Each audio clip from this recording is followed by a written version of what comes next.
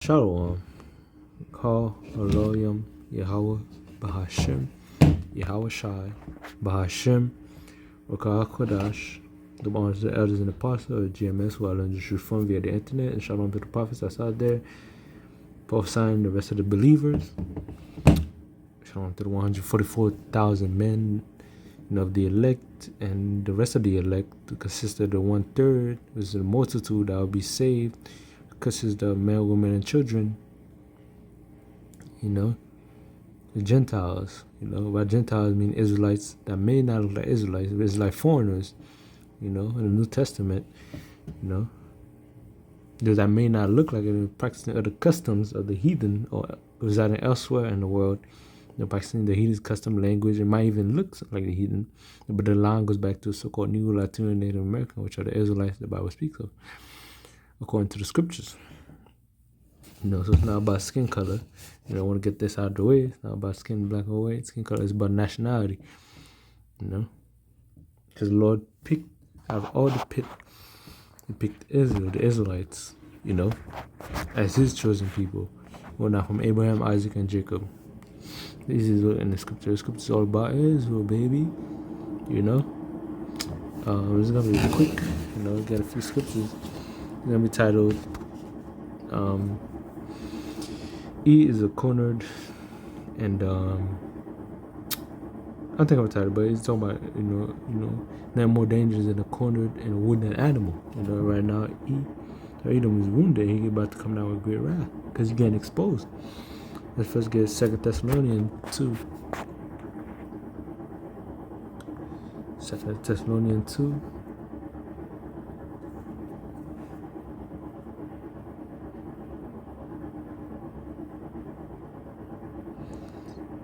Let's start at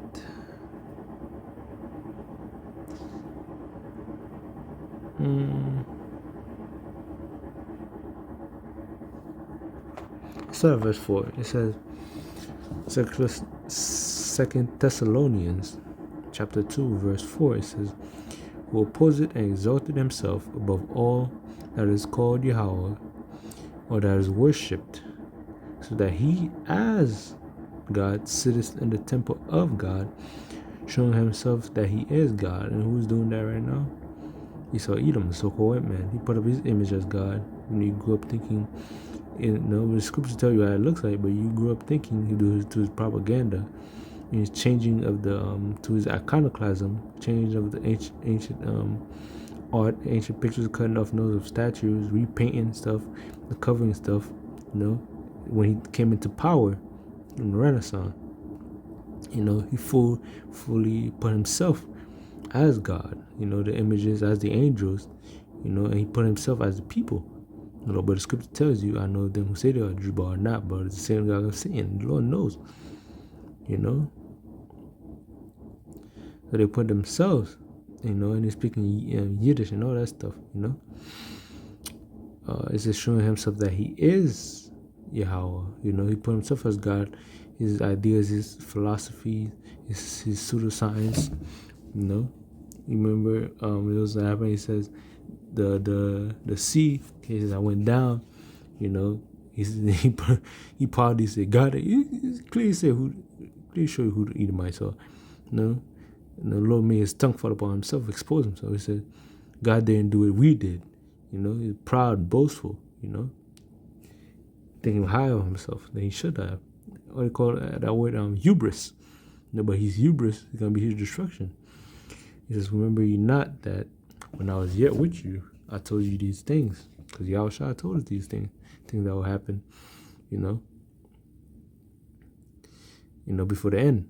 There's devil coming down, the devil being exposed. He says, and now you know that, and his prophet speaks of these future prophecies. And it says, and now you know what withholdeth, that he might be revealed in his time. He's going to be revealed in his time. And we're in that time when he's being revealed. He said, for the mystery of iniquity doeth already work. Only he who now letteth will let until he be taken out of the way. So Yahweh shall let him do all his wickedness. Till it's time for him to be taken out of the way. Till it's time for Jacob to rule. Yahweh Shai. So it's time for he gain his throne and his people, you know, in the kingdom of heaven. Which will last, for eternity. You know. But this rulership is the last heathen rulership that we're gonna be under. Before the kingdom of heaven. Slap it.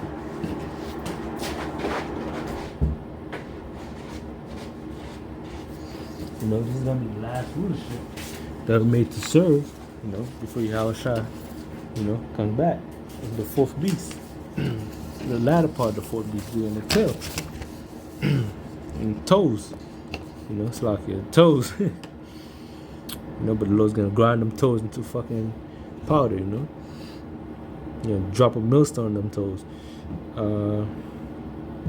Let's go down and see.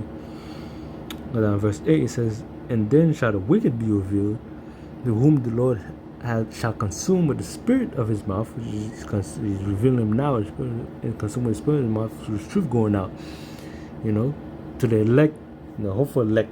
It's not good. The hopeful elect waking up to the truth, keeping the Lord's statutes to the best of their ability, learn the name of the Lord, following after his ways, be doers of the word, not hearers only, and shall destroy with the brightness of his coming. And so the Lord's going to destroy him with the brightness of his coming. Now after this, he done prophesying, and Jacob's trouble come, the Lord return, all these events, these prophecies play through. The end all be all is destruction. Over that one. Whole chapter. Let's get Luke 8 and 17. I don't know if my voice is loud enough, but it's a little bit rusty. It's a bit dry. Luke 8, chapter 8, verse 17.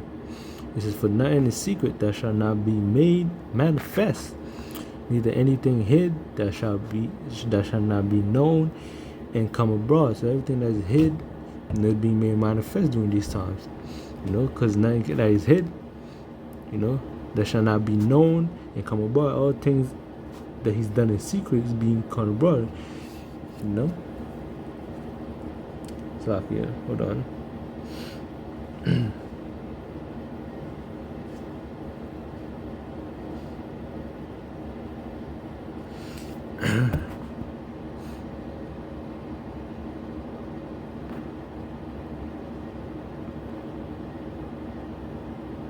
Let's get let's start with scripture.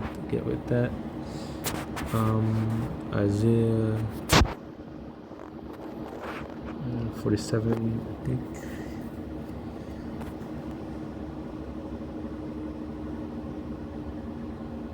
Yeah, Isaiah 47. Let's start at verse.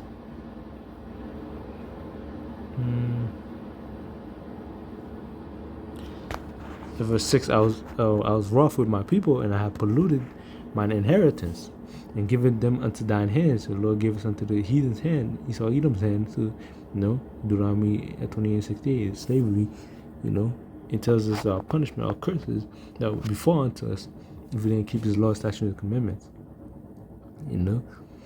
It said, thou didst shew them no mercy. They showed us no mercy, and it continues to this day. It said, upon the ancient hast thou very easily laid thy yoke, and thou saidst, I shall be a lady forever, so that thou didst not lay these things to thy heart, neither did I remember the latter end of it. There's going to be consequences for what they do, what they did.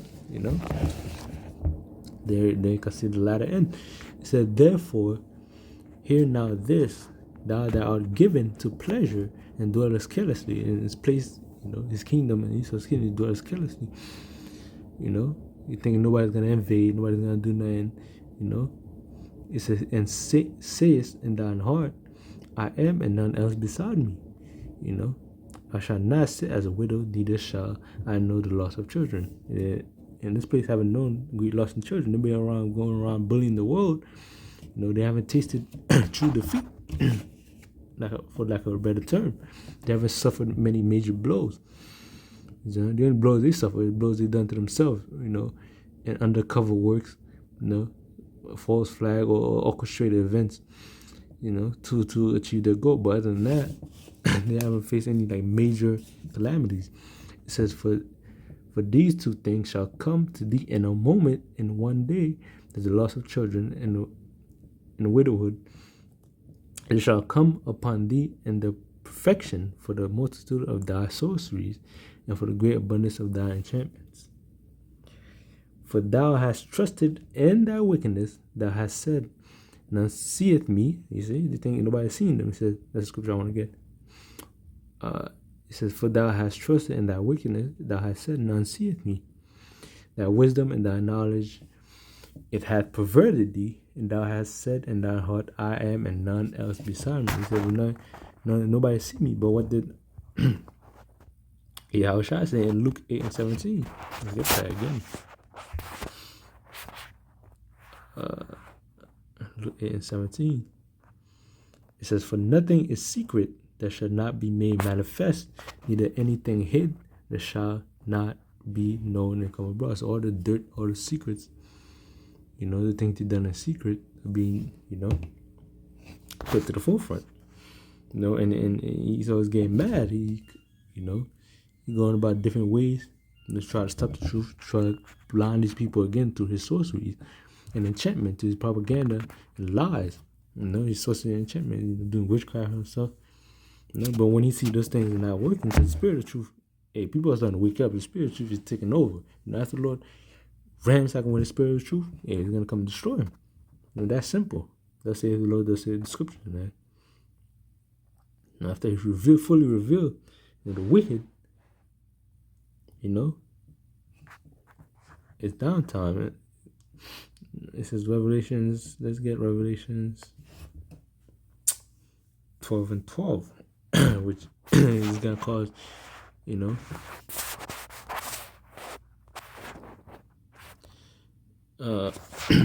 12:12 is gonna cause Esau Edom. These devils come down with great wrath. It says, Revelation 12:12 says, therefore rejoice ye heaven, and ye that dwell in them. Woe to the inhabitants of the earth, and of the sea and of the sea, for the devil, the deceiver, is come down unto you, having great wrath, after he knoweth, because he knoweth that he hath but a short time. So he knows he hath but a short time. And what did Matthew 24:22 say? The Lord is speeding. Is speeding the time for the elect's sake. So time is moving faster. And there was an article that came out. The scientists baffled that the earth is moving faster. So these devils run out of time. These Agenda 2030, it's a wish. It might have to come way before Lord willing. Because one of the major prophecies to get things rolling, to kick off other prophecies, is the MOTB, which is, in Revelation 13:16. And because he's being, taken down at a great speed, Luke 14:18, I beheld Satan as lightning fall from heaven. It's talking about when Yahushua was elected, fully put him down. But, we're in the beginning of his destruction, with him being revealed, he's falling fast as lightning, and prophecy kicking off, which brings us closer to Yahushua's return. That's why Satan never, when you go into the etymology, what Satan means adversary. They adverse to the Most High. It was being adverse to the Most High, so-called white man, Esau Edom. Revelation 13:16. I made an Odyssey, but I can't connect my YouTube to it. I might have to make another one. Yeah, it's up there. But since I'm a small channel, it should probably get overlooked, but I'm still, the Odyssey. I'm gonna get this Revelation 13. That's what he's gonna come down with, That's why he's doing all this, food shortages, all this things, disease and everything, dumb people down for the true thing that he's planning, which is this Revelation 13. And he calls it all both small and great, rich and poor, free and bond, to receive a mark in their right hand. It could be in any hand, in the right hand, or in their forehead. This ritual could be in any hand.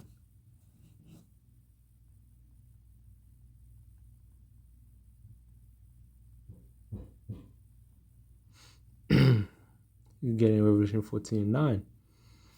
Revelation 14:9 and said, the third angel followed them, saying with a loud voice, if any man worship the beast and his image, and receive his mark in his forehead or in his hand. So it could be any hand, anywhere part of the body, basically. Because that mark, that charagma, you basically sign your allegiance to him. You basically sign your soul. That's why I say you worship his image. You give him, all rights. You sold out. You sold your soul out. Basically, like a better term. You saying he's your God. And you no longer take part in Yahweh Bashmir's salvation, which we all know on the Israelites get salvation, even then on the elect of Israel again salvation. And that verse 17 says that no man might buy or sell save he that hath the mark for the name of the beast or the number of his name. You're not gonna be able to buy and sell that that CHIP in you. That MICROCHIP, and they're making it on the forefront too. They're getting the dollar's gonna be worthless. They said, here's the wisdom, let him that hath understanding count the number of the beast, for it is the number of a man, and his number is 636, basically 666. So Esau, the devil's gonna push, this thing further at a greater speed. Because the Lord is shortening the time, and they have a lot of time left. Because remember, Yahweh is controlling everything. So the more we send out his prayers, the more we put out lessons, help we got up a sheep, the faster things go. But it's up to Yahweh outside time, man. But with that, I hope this was edifying. Shalom.